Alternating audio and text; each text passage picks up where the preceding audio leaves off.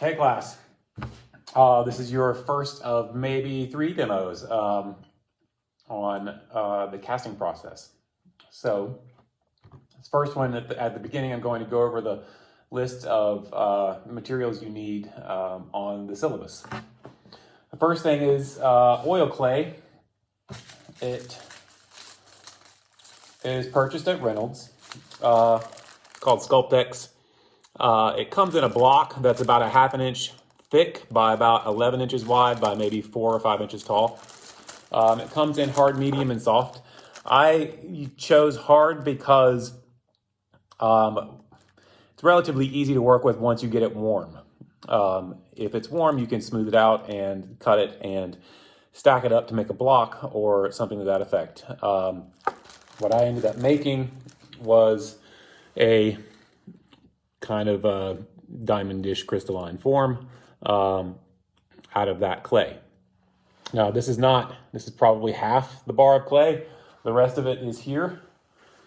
So this is everything that I shaved off of the larger block to achieve this shape and form. That costs, what is it? All the costs are broken down on your sheet also. The clay is $4.32. So not expensive. The other thing you will need is your silicone rubber. You want to get Moldstar 15 Slow, okay? It's also written on the assignment. That is $32.22. And then this is your urethane plastic, Smooth Cast 300, and it is $27.78. Now, mixing containers. This is what you can get. You can get this kind of mixing container at Reynolds. These are like 78 cents each, something like that, 72 cents each. I would suggest 4, maybe 6 of them. You can also get, I have these, they're half the size, from a local hardware store. They will work too. You just need to make sure that whatever you get has markings on it so you can measure. Because all these products are done by 1-to-1 by volume, not weight. So what I'm going to do, well, when you keep going through you need some isopropyl alcohol through the list. This is kind of hard to find these days. This is leftover actually from before COVID. So if you have something like this is relatively easy to find, alcohol wipes. This will also help you clean up. A word of caution, do not use soap and water on any of these products, especially the silicone.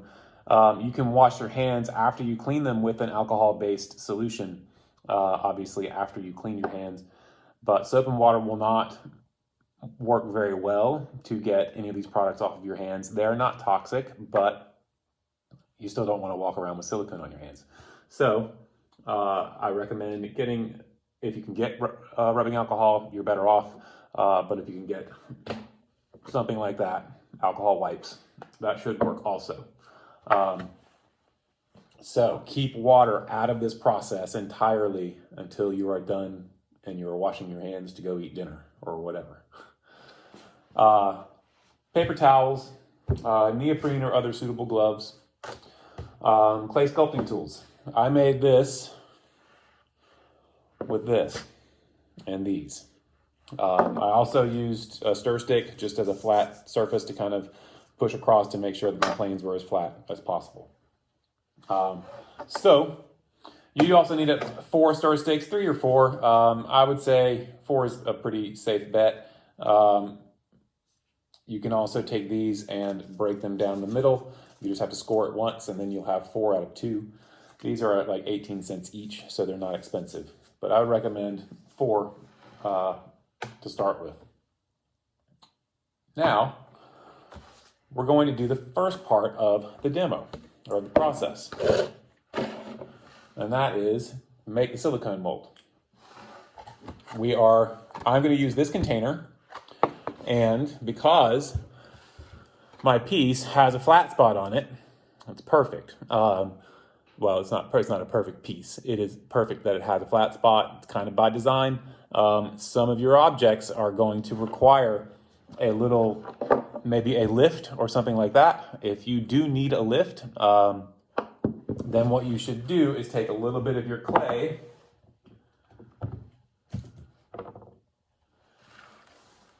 and you can create kind of a base. And it's really just about creating maybe a cylinder, something short. You don't want to lift it up too much because then it becomes inefficient use of your silicone. But if I were to make just something small like this, right? Scoot it back some so you can see what's going on. Then, say I don't have a flat surface, I have a curved surface or something like that. You need to put that curved surface on a lift like that and then put it in your cup. The reason being, if you have a curved surface, you will not be able to pour your resin into the silicone mold. Why is that? Well, when this goes in, this flat spot touches the surface of the bottom of the cup, right there, that does not get any silicone. The silicone surrounds everything else. So that spot right there where the contact is the area in which you will be pouring into the silicone mold. So I will be addressing this individually with you as you make your molds and your pieces, but I'm starting to plant the seed now. You also want to make sure that whatever container you use for this process is going to hold your piece well. This container holds my piece very well because I have about 1/4 inch space around each corner and a little more in some areas. 1/4 inch is at a minimum what you want. 1/2 inch is better and more ideal. But this should work out just fine for my piece. Yes. Now I'm pushing it down a little bit so it doesn't float or move around when I actually start pouring the silicone. All right. Now, what I'm doing here is, I know this is a 12-ounce container, right? You can see it right there. It says 12 ounces. The top of my clay is probably just below 12 ounces. So what I'm going to do is mix 6 and 6 of each side of the silicone. So the Moldstar 15.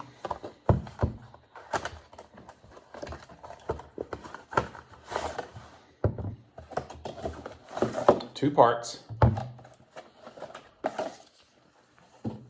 This is something you should all look over for every product that you buy from these companies. The most important part is this table, especially mix ratio by volume, 1:1. So this is Moldstar 15 slow. It is 1:1. Mix ratio by weight also happens to be 1:1, but if you went to Moldstar 30, it would be different. But we're not doing that. We are staying with Moldstar 15. The other thing you need to know is your pot life, meaning once part A hits part B, how long do you have? This product, Moldstar 15 Slow, gives you 50 minutes, 50 minutes. That's awesome. But if you go to Moldstar 16 Fast, you only have 6 minutes. I have seen so many students lose a lot of material because they thought they bought 15, but they actually bought 16, and they waited too long and all their silicone set up before they finished mixing it. So I'm going to err on the side of caution and use Moldstar 15 Slow. The cure time. After you've mixed everything and poured it, you have about 4 hours before the silicone is completely hard and at its most set up. The other brands or the other kinds of Moldstar silicone is 30 minutes and also 6 hours. So MoldStar 16 Fast is 30 minutes. There's no reason to rush this though. And MoldStar 30 has different purposes, so it's a 6-hour cure time. The rest of these things are not very consequential for what we're doing, but look over them. And if you guys have any questions regarding it, please ask during one of the Zoom meetings or shoot me an email. So it says stir well before using, right? Well, this stuff is like toffee. It is so thick. You really can't stir it well. You can't shake it. It doesn't move. Always has, it should have an aluminum foil cap as well. And then peel this off.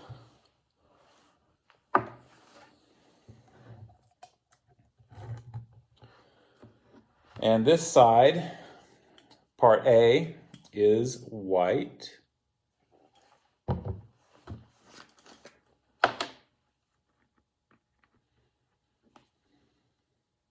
Also, generally speaking, if you purchase these and then use them within a day or two, you don't need to stir them.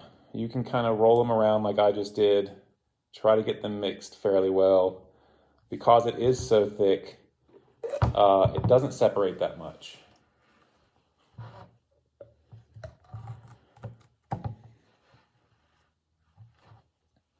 And you can see part B is green, right? So I'm going to just roll it around a little bit. Put the cap back on. Turn it upside down. Just spin it around some. And set it back upright. Let it sit for a second before I open it back up again. Do the same thing to part A.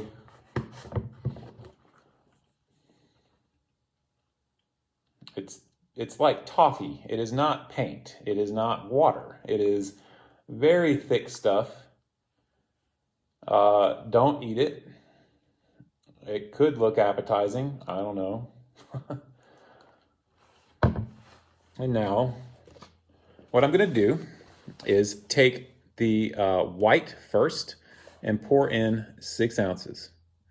Then I'm going to take the green and pour 6 more ounces up to 12. Pour the white first because it is easier to see if it is well mixed all the way through than if you pour the green first.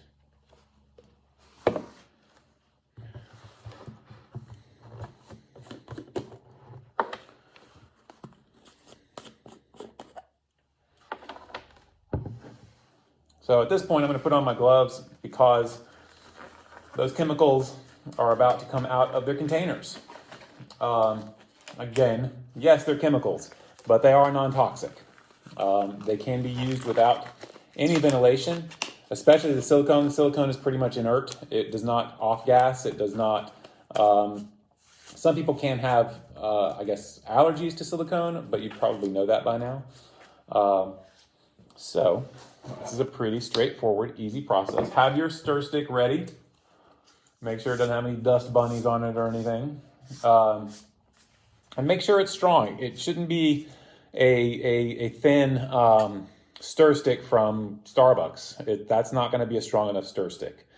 A paint stirrer like this, possibly, I mean, if you're mixing a smaller amount in a smaller cup, a tongue depressor or a popsicle stick could work also. So, starting with the white. Pouring 6 ounces.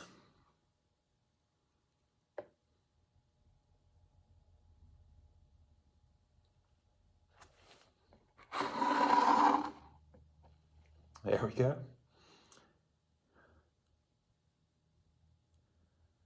And as I get closer to 6, I'm going to slow down. There we go, 6. And since I'm done with this one, I've got a little bit of drip there on the side. Take my paper towel, wipe it off, put the lid back on. And now, see, I still have some silicone left over, and I can do something else with it later. So now I'm taking the green side and pouring it in. It's at 6 ounces. If I can do this well, 6 ounces, right? You can see it right there. 12's up here. So I'm going to pour to that.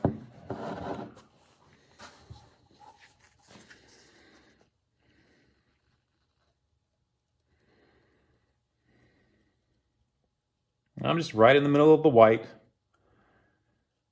The mass is all the same. They have the same densities, so the level line remains constant. There we go. Right at 12. Same thing, gonna wipe the container off, close it back up, and you want to store these in just a room temperature place. But now, see, it all looks white, doesn't it? Pick it up, and even on the bottom, it's white. I start stirring. And the propensity is, okay, look, wow, it's mixed. Because it looks like it's mixed in there. Whoops, but it's not down here. You still see white on the bottom and around the edges. So the plastic container allows you to see all of that. And that's why I think it's better to use them. Because you have the time, take the time and really try to mix this well. Try not to whip air into it. Air bubbles, will rise to the surface once you pour it. And there's another strategy that I'll employ when I actually pour the silicone into the mold to also help get rid of air bubbles.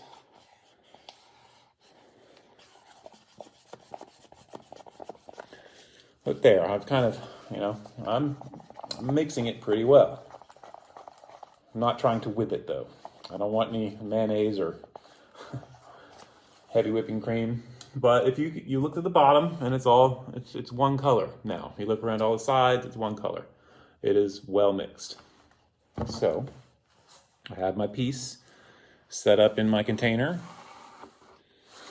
And I'm going to push down again just to make sure that it's not going to go anywhere. And get rid of the excess on my stir stick. And what I do, and what is good practice when you are pouring silicone, whether into a mold or for a mold, is to pour it from a high height, so you get a long, thin stream. That long, thin stream makes all the air bubbles that are going to come through most likely pop on the way down. So that's the other strategy. The other thing is you have to pour slowly because the footprint of this piece of clay in the container is somewhat precarious. If it tips over while I'm pouring the silicone, all is not lost, but everything all of a sudden got a lot more difficult and you have to troubleshoot a lot more stuff. So don't hit the clay when you start pouring. Hit the bottom of the container, okay? So I don't know if I can do this or not, but I'm going to try. See if I can move and pick up the iPad so you can see it while I am pouring. Let's see.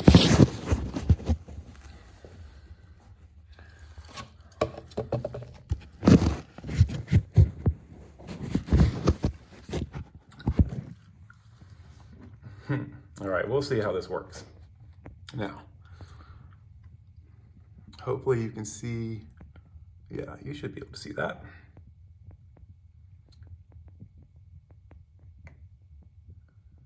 So hopefully you can see that I'm just hitting the bottom of the container, allowing the silicone to move around the bottom of the clay and settle in so that you don't create any pressure on the footprint of the clay.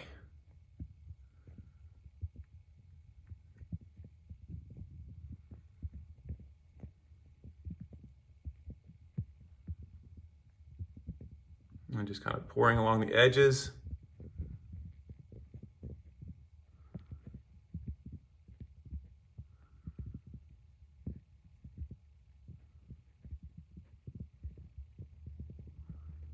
so that it fills up nice and slow.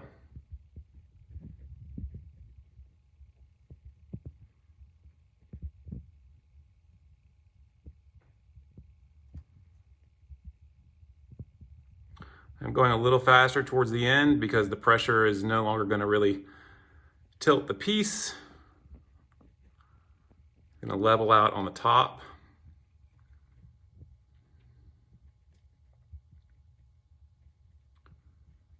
And you want a quarter to a half an inch of silicone on the top of your piece. I've probably got maybe 1/8 of an inch at this point. What I'm going to need to do is put this down for a second and set this back up.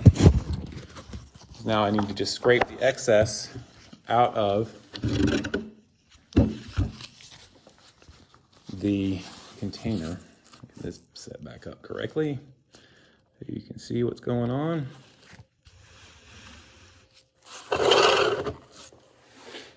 Now it's poured up there. I have some left in here that will help. So I'll scrape it off the sides, off the bottom.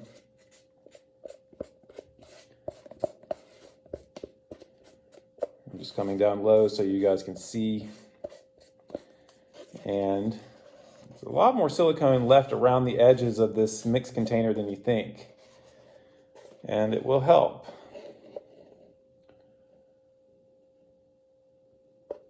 Probably added another 1/8 of an inch or so to the top of my mold, which is great. That's what I needed.